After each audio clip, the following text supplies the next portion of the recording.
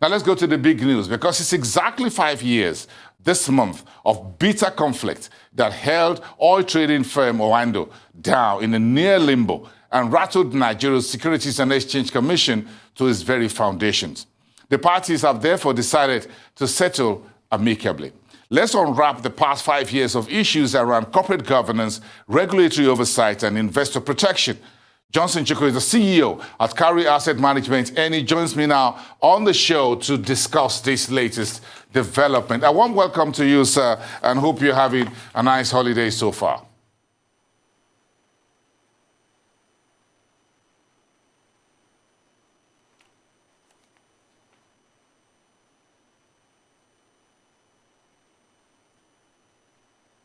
Okay, yeah, Johnson, the issue here is this latest development, which is, I'm sure everyone in the market is really interested in.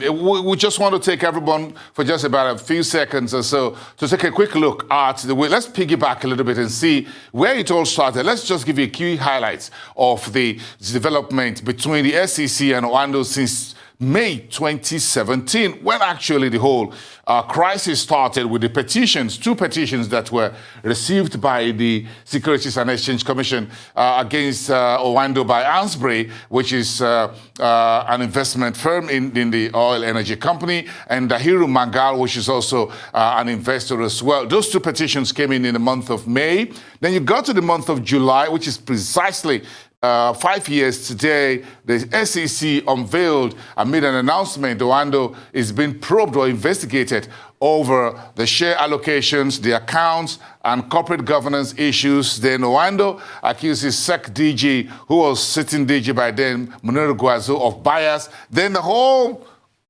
story began to cascade into lengthy legal issues. Oando shares went on suspension. Oando took the SEC and the NSE back then, now NGX, to court.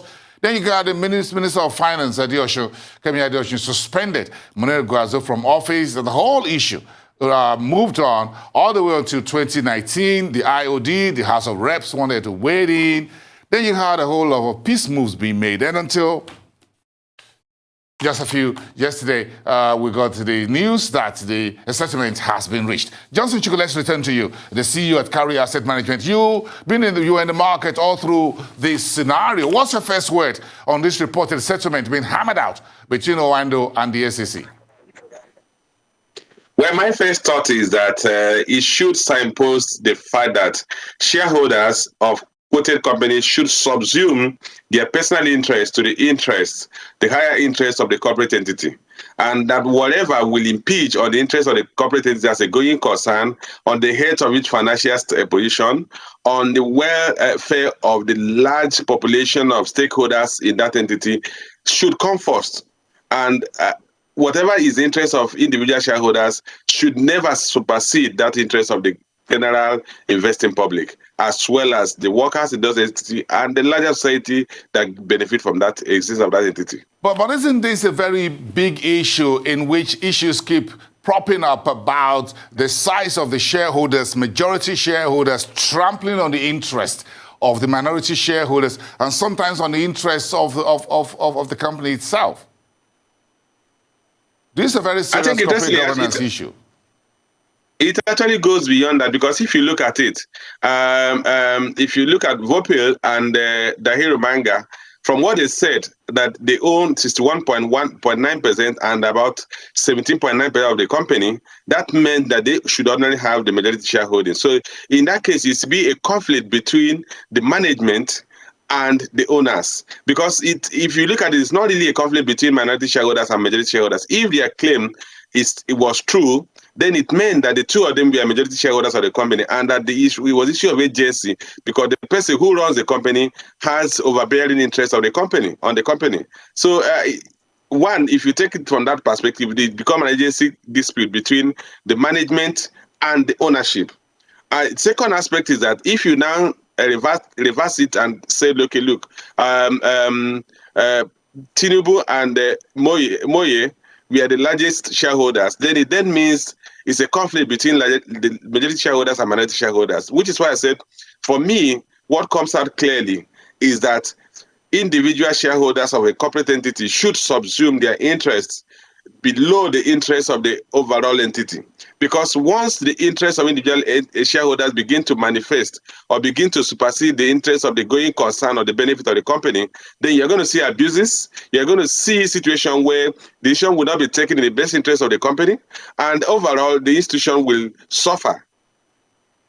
How should the investment community in Nigeria and investors or foreign investors view the resolution of this very messy conflict or battle?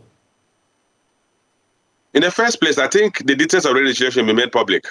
And it should be clear that justice was done, or things were done according to the best corporate governance standards.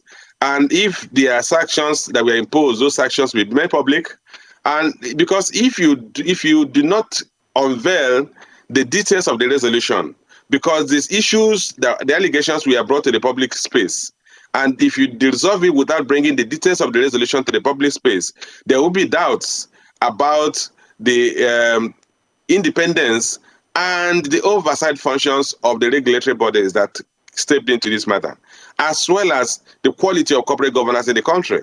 So I think I'm happy that the issue is being resolved. I'm happy that all the interested parties have seated their sword and have come to the table to resolve the issue. But I also think the details of the resolution should be made public, and that if there were infringements of corporate governance, those infringements should be sanctioned.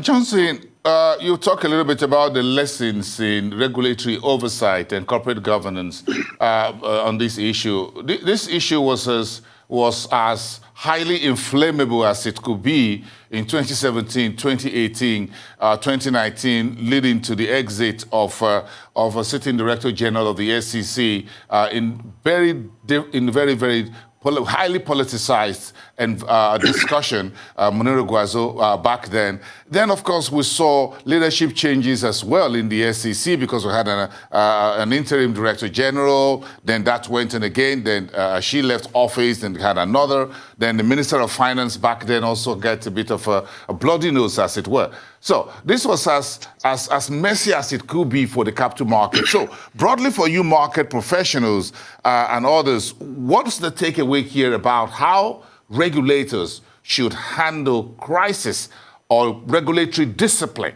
of this nature? Well, I'm happy that you have pointed out some of the issues that we are unveiled by this crisis, because you're also talking of a company that had a lot of influence, that had a big reach or a large reach in the society. So I wouldn't think that Muniru Gwazo was relieved of his job, suspended solely because of this issue of Oando. There were allegations of infractions, abuse of office. If you remember, although I think he went to court and cleared his name, but the reasons why he was suspended were at variance, were completely outside the issues of Oando, even if you are to assume that Oando issues may have influenced those other issues, may have contributed to the other issue. But I think the allegations were that he gave her contracts and that he collected his retirement benefits or stuff like that. But back to the issue, the key lessons for us as market operators is that we need to strengthen the regulatory bodies to carry out the oversight functions. Two, we need to introduce live regulation of corporate entities. If you look at the Oando issue, you remember by the time the allegations were made in 2017, the company had ratcheted up over 156 billion in accumulated losses. So there was also a problem. I mean, we can't deny the fact that there must have been a problem of governance in the entity that could have led to that level of losses. And so if you even take that issue alone, issue of mismanagement, and those who are making the allegation were pointing to accumulated losses in over 3 years, the absence of dividend payment in a sector that was relatively buoyant. So the questions were, by the time Ernst & Young gave another report that said Oando had a going concern issues, I mean, that was an alarm bell. And if you are involved in corporate governance, once you have a going concern issue raised by your auditors, then that will require calling an EGM. bringing all the shareholders to the table and explaining exactly what was going on, and coming up with strategies that will restore liquidity to the company, that will restore its solvency. Those were issues that required the regulators to oversee such actions. So I think, one, we need to strengthen the regulation, make them, if they're independent, let them be independent.